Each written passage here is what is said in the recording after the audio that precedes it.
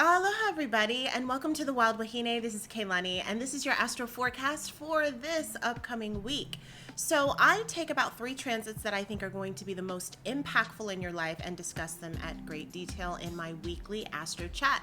If you have further questions or you want to know exactly where this is hitting you in your chart, you can always book a birth chart reading. You can find me at www.thewildwahine.as.me. So anyway, let's dig in because we actually have a very full astrological week, and I want to get through all of this information for you. So this week is essentially going to be just kind of Venus. It's Venusian.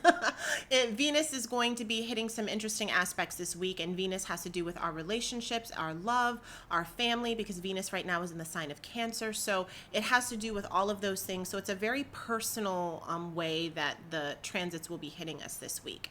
Today, on the 21st, we have a perfection of Venus trining Neptune. Now, trines are of a positive connection. It's a positive conversation that these two planets are having. Venus being all about relationships, especially when she's in Cancer. It tends to do with family. It tends to do with our love relationships, our romantic relationships. It could have to do with people who are like family. It has to do with, service-based things. It can be places where we're trying to heal or have a connection. It also can be places where we're codependent and places where we're a little bit insecure. With Neptune and Pisces, that a lot of times has to do with illusions, with creative spaces, with places where we go to hide from the reality of life. It can also be the places where we go to gestate new ideas and to create new things, especially if you're an artist. So we have these two conversations happening, both in a water sign. Now, the sun is also in Cancer too, as well as Venus in Cancer. So we definitely have like a lot of this personal energy in the place of family, in the place of emotions, in the place of intuition.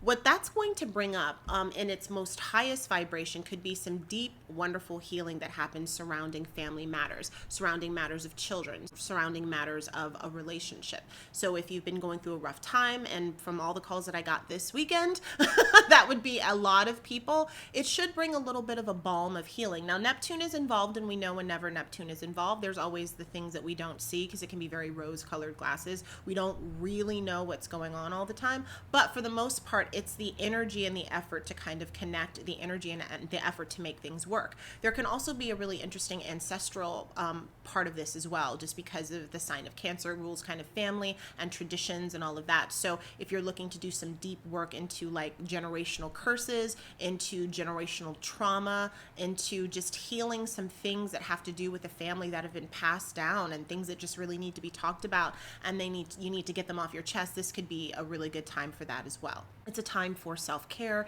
You might feel a little bit lower energy just because we are dealing with water and because we're dealing with emotional things. So spending some time possibly by the water, taking a bath, taking a long shower, making a hot cup of tea. Those are all things that you can do that just might soothe and might make you feel better and make you feel kind of more connected. This can be a really great transit for artists and for people who want to give birth to something.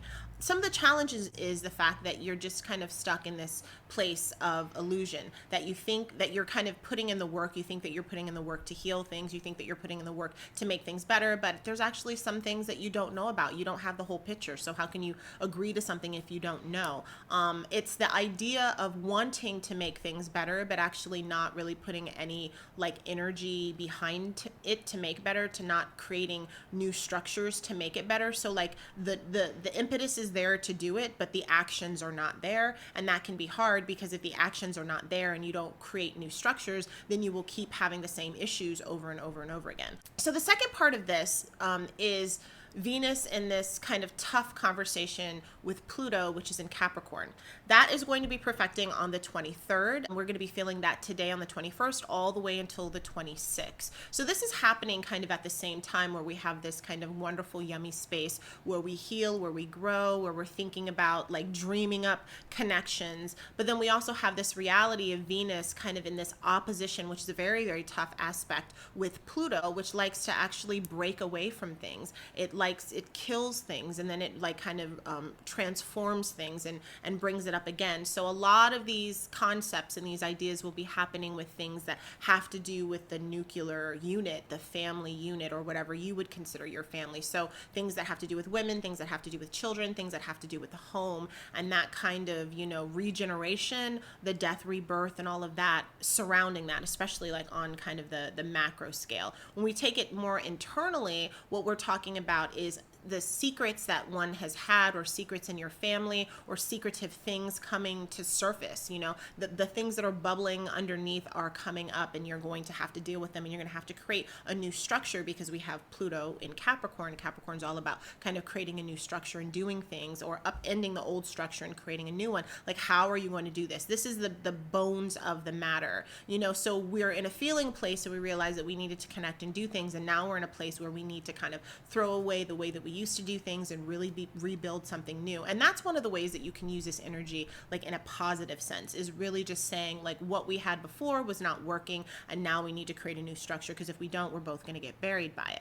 Now, some of the kind of difficult things that can come up with this particular transit is just deep issues of jealousy, power struggles. It can be domination. It can be greed, deep hurt, and deep feelings of pain, because we're feeling so much right now, like our hearts are a little bit on our sleeves. So if we get caught up in the emotionality of things, we can lash out to try to protect ourselves, to try to protect others, where we're not really thinking about, you know, like what makes sense. We're just feeling our way through it. So that is something that is potential. There can be a lot of drama surrounding things that have to do with family, things that have to do with relationships, things that have to do with communication in between that, with anything that has to do with someone that you care about, somebody that you have some sort of relationship with. This can be a transit that really shows someone falling for someone romantically that is abusive to them, that is not good to them. This could also be somebody who kind of comes into certain power, and then they want to abuse other people. So it can be in both ways. So you just want to be careful to make sure that you're falling for you're not getting caught up in that Neptunian thing where things looked good and now you're in it, and suddenly it's a total different situation than you thought it was going to be. When Pluto comes in with this opposition, it's kind of ripping the bottom off, and then you're really seeing things for how they are. So you just want to make sure that you're managing that. So a lot of things that are hidden and in relationships, or things that nobody wanted to talk about, are going to be coming up. With these kind of transits, they do happen to be a little bit rough. I do have a couple of things that I think are important that can really help you with that. The number one thing is truth telling. I think that will save you a lot of time. Now, Mercury is actually going direct on the 22nd, which we're going to talk about in a second, which will help like the truth come out and kind of sort of getting to the point. But that's going to be something that is super important, because it helps you circumnavigate all of the lies and all of the insecurity because of the lies and all of that. If you just tell the truth, it's so much easier to handle difficult times. Open communication is another thing that's super important, to be able to tell a person how you feel and know that you can get it all out without being interrupted, to listen to another person and really hear what they're saying, repeat it back to them. That's going to be also super important. You know, we're trying to negotiate around all of the big feelings that we have, and if we can communicate and listen, if we can tell the truth, that's going to also be important. And the third thing that I think is most important is compromise. Being able to see the other person's side and really come up with something that's workable for both parties will help you negotiate some of this kind of funky energy. So Mercury, as I said before, is stationing direct on the 22nd.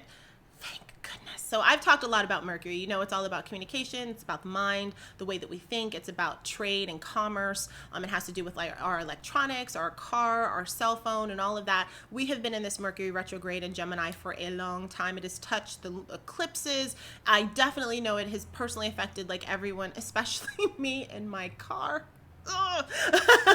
But I am very happy that Mercury will be going direct. I'm very happy that a lot of the things that I was working on when it was retrograde, which was kind of getting all my paperwork together and doing a whole bunch of like work that was just not fun work, but work that needed to be done so that you can now move off and you can launch and do the things that you want. So now is a really good time for you to think about, you know, as Mercury slows down, goes direct, it's still not picking up the pace like it usually did. We're in this period called Mercury retro shade, nickname name, but it's in the shadow period. And so it will be picking up, and be ready for that. So especially for business, if you're trying to launch something, you're launching a class, or you're launching some sort of course, or you want to send out mass emails, or you want to rally folks around what you're doing, this is a good time. So all of that stuff should hopefully be contained in a much better way. So we do have a full moon that's coming up. That's on the 24th. It's a full moon in Capricorn. It is called the strawberry moon. It is also going to be a super moon. I will be going into more detail about this on Clubhouse. I'm technically now on Clubhouse. You can find me at the Wild Wahine. Join my club, the Wild Wahine, on Clubhouse. We're actually going to be going very deep into this full moon in Capricorn. We're going to be going through it sign by sign. So we're going to be doing horoscopes for that. So it'll be noon Hawaii Standard Time. That's going to be 3 p.m. Pacific Standard Time, and that'll be 6 p.m. on Eastern Standard Time on Clubhouse. So come join me as we talk about the full moon. But I'll give a few highlights right now. So we have a full moon in Capricorn. It's going to be hitting across the Cancer Capricorn axis. This is really going to be about, like, what are we releasing so that we can build something new? We're really having an opportunity to build something, to build that structure that we need. It's all about structure. It's all about, like, creating the new thing that we want. There's a lot of newness now that we're, fully into summer, and we just, finished with the solstice. There's a sense of, like, springing up and really, like, activating on things, especially as we go into, like, a fiery Leo season. So what are we in the process of building some structure around so that when we hit Leo season, we can just, like, let it rip? Now, it will be a super moon, so make sure that you go out and see it because it will be really big. So next we have Neptune going retrograde. So now we have so many planets retrograding right now. Neptune goes retrograde every single year for about 5 months out of the year. So that's almost half of the year.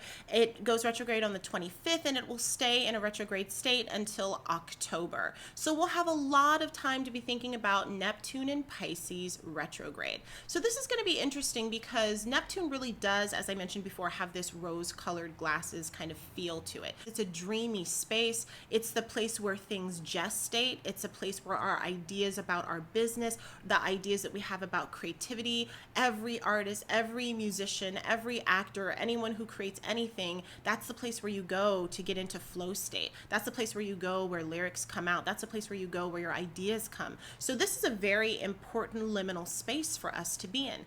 Where it's difficult a little bit is if we're trying to deal with the regular things in our life. Sometimes we don't want to escape to those things. Sometimes we do have to deal with the bills. We do have to deal with debt. We do have to deal with social injustice. We do have to deal with hurt feelings. We do have to deal with a partner that cheated on us. We do have to deal with the things that we don't want to deal with because we want things to be, like, flowery and, like, okay for a lot of us, right?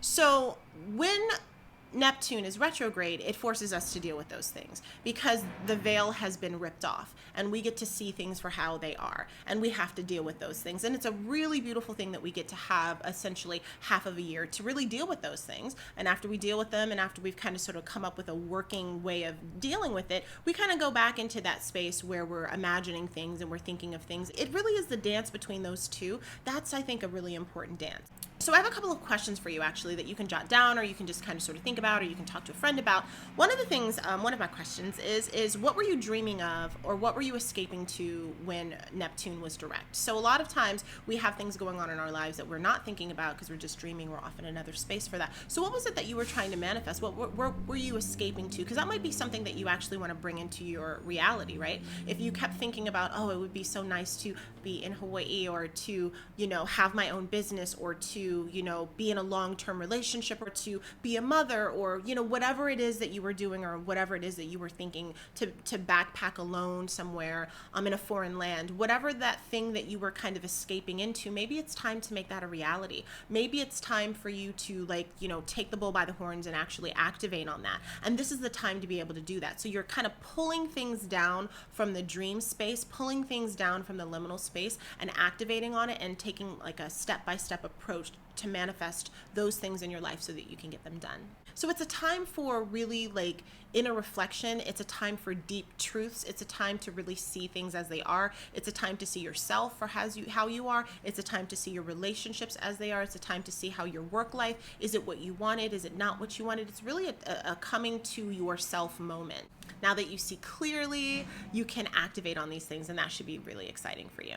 So that's what I have for today, guys. Thank you so much for joining. I really appreciate you watching the video. I hope that there are some things in here that you can use. Definitely make sure to find me Wednesday on Clubhouse as we talk all about the full moon in Capricorn. You can visit me on Instagram. I have like all of my information, and I kind of sort of always break down the different transits that are happening. Definitely come visit my YouTube channel because I have weekly updates and other videos on there. If you're interested in having a personal reading done, which is a fantastic thing to have so that you know what's going on in your life, you can see where all these planets are hitting you, what specific areas where you're going to see this activity, book a natal chart reading. www.thewildwahine.as.me. Thank you so much and have a wonderful week, and hopefully I'll see you Wednesday on Clubhouse.